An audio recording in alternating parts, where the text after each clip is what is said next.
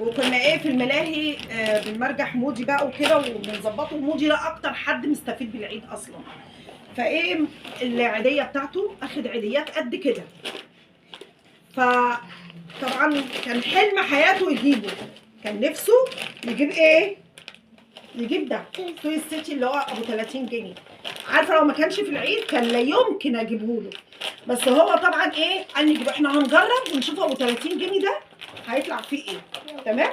قبل ما نفتح الكيس دعمونا باللايك والاشتراك وايه وتفعيل زر الجرس. قول لهم اعملوا لي لايك الاول. اعملوا لي لايك. يلا قول بسم الله. بسم الله الرحمن الرحيم.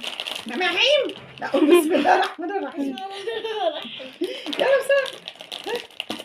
بسم الله الرحمن الرحيم. الحق ايه؟ لا ايه ده؟ ايه ده؟ ايه ده؟ ادي مسدس اللي كان وادي التاني. استنى في حاجه تاني. طلع له مسدسين ميه. بسم الله الرحمن الرحيم. بص ابوه بيقول لي يا فرحتي.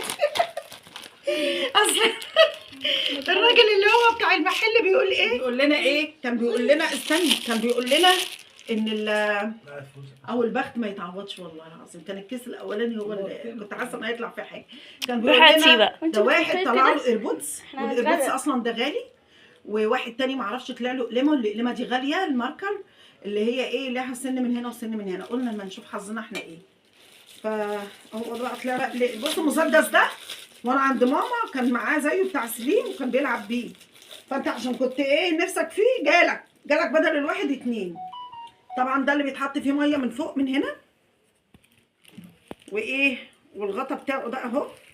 ده الغطا بتاعه بيتغطى كده، يعني ان احنا بنشيل الحته الزياده دي ونغطيه بقى. وده واحد تاني زيه. تمام؟ احنا نعمل ايه؟ انت تمسك مسدس تملاه ميه وتجيب لي بابا برضو مسدس وتملاه ميه، وطول اليوم تقعدوا تغرقوا ببعض في الشقه. ماشي؟